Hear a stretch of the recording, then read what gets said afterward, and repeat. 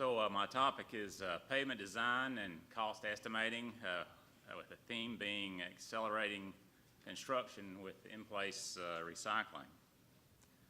So with pavement design in mind, what I'd like to talk about to you today is getting the big picture of pavement design, the guidance that we receive from our leaders, and of course, is the road a candidate for full depth reclamation, and then things to consider for a full depth reclamation, and then again, no surprises. So We Build Texas sent a clear message to TxDOT and its partners that when we build our projects, that we need to design them and build them, and we need to get in, get out, and stay out. And so this message applies to pavement design, right? And so full depth reclamation can do that for us. It can allow us to reduce the number of pavement layers. It can reduce the number of move-ins. It can reduce the need for new materials, and it can reduce construction time. So, and as a result of all that, reduce risk to all. You know, when I speak about risk, I'm talking about safety and cost. So over the past year, messages from our leaders that I've heard to keep in mind for integrating into our pavement designs that affect system safety and cost. One we've already talked about a little bit, get in, get out, and stay out. Another would be consider the use of desirable values rather than minimum values. And third, use economic benefits of acceleration to support engineering decisions. So is the road a candidate for FDR? We talked about that in some of the earlier presentations that you know, I really believe that we need to determine if a project is a candidate in the PSC, in the plans development stage, early on actually. So is it a candidate? So there should be little to no change in horizontal alignment and profile grade line planned. There should be little to no widening planned. And then of course, we need to look at the pavement layers themselves. Is that material going to be good for full depth reclamation? Is it suitable? So some of the first things we can do there is to find out what local maintenance has done, say, over the past 5 years. I like to call the maintenance supervisor up and ask him, you know, what have you had to do to this roadway in the last 5 years? Have you been doing deep repairs, or has the work been superficial or topical? And so also pull the copies of the existing as-built typical sections. So those two things, the typical sections and talking to your local maintenance section to find out what's been going on out there, are two things you can get a hold of pretty quickly, and very good information. So then we need to go out and quantify the pavement layers and the subgrade by coring, drilling, sampling, and that was mentioned earlier. So then we need to go out there and while we're out there and determine the PI of our soils, our subgrade. Do we have a sulfates issue with our subgrade soils? Do we have organics in our soils? Then collect falling weight data to confirm the need for strengthening the pavement. And so if we've got cracking in our wheel paths and maybe some rutting, it may be that we may not have a problem, a base problem or a sub-base problem. We may have a delamination in the one of the bituminous layers, and so you know, we need to confirm that the FWD data, you know, is giving us good information there as well, and so coring can confirm that. Also, the FWD is good for back calculating the subgrade modulus that we can use in our design, our FDR design. Collect ground penetrating radar data to gain near continuous bituminous depth from one end of the project to the other. So this is good information for the pavement designer to use. And you know, we heard that in an earlier presentation too. You really, the pavement designer really needs to know what's out there. You know, And it's, you know, especially that maintenance supervisor tells us that he's been having to make some deep repairs. You know, we can see those on that ground penetrating radar.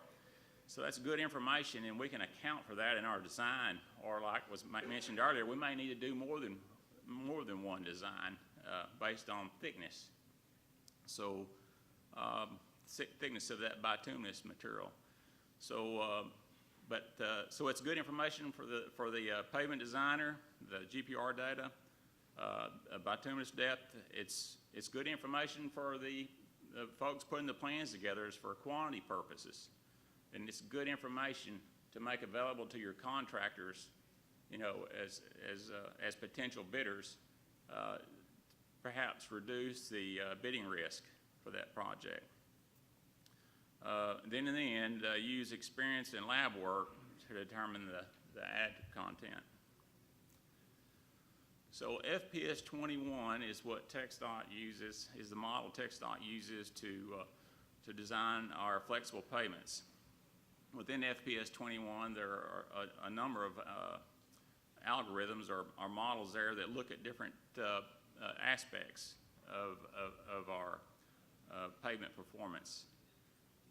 One component of FPS 21 will provide a composite dollar amount per square yard, you know, for each combination of pavement layers or each design.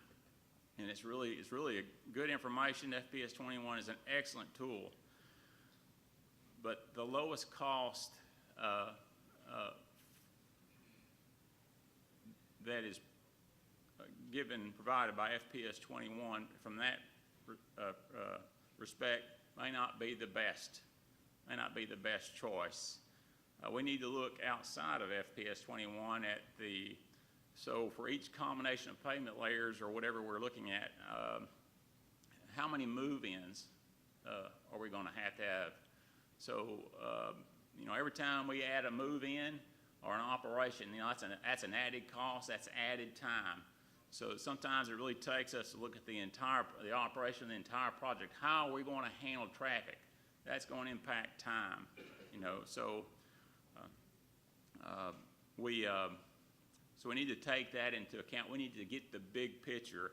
So maybe a little more expensive pavement structure might result in an overall lower project cost because it reduces our exposure there. It gets through with the project quicker. It may let us, one method may let us actually work through a winter or a colder period of time than another one. And so that's another plus, right? And so, and I'll speak briefly about FDR, just the FDR method itself. You know, there are different types of additives out there that we can use, anywhere from lime, cement, lime, and fly ash. And then we've talked about the emulsion and asphalt. And those have different costs associated with them. Some are, you know, it could be that, let's just say that the asphalt treatments may be more expensive than the cement treated full depth option. But consider this, you know, and I'm not knocking cement treatment or lime treatment or lime fly ash, but say I'm going to put cement out there because that's the most recent one that we've actually, where I come from, and we've constructed and built. And I've gone out and back calculated that from FWD data, from as constructed layer, and so, you know, I'm getting around 60 KSI out of that.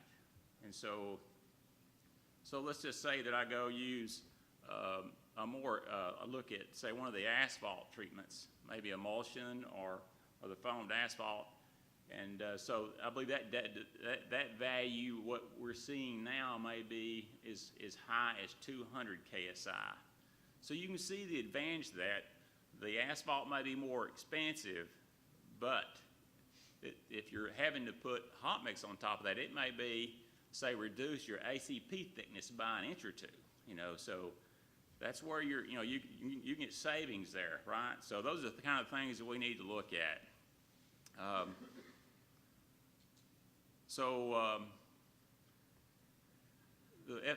The full depth reclamation process, you can improve a cross slope there, and you can also, if you've got widening, I'm back to widening again, and if you're going to widen 2 or 3 feet on each side, well, that you can do that as well. And but those two things, cross up and widening, you need to integrate that into your full depth reclamation process, and you just don't need to leave it there. You need to push that up to your designers, the folks that are putting the plans together, and communicate with them exactly how you want to go about doing that, and so that you'll know that the idea of how you're going to do that is carried on out into construction. And sequence of work, you need to have a good sequence of work included in your plans that lays out how that work will be completed from begin to end, whether you're going to work the one side of the roadway at a time, or if you're going to turn traffic loose on it at the end of the day. So a sequence of work is very important to have in your plans. Will temporary traffic be carried on the existing shoulder? So a lot of times we see, and this comes up a lot,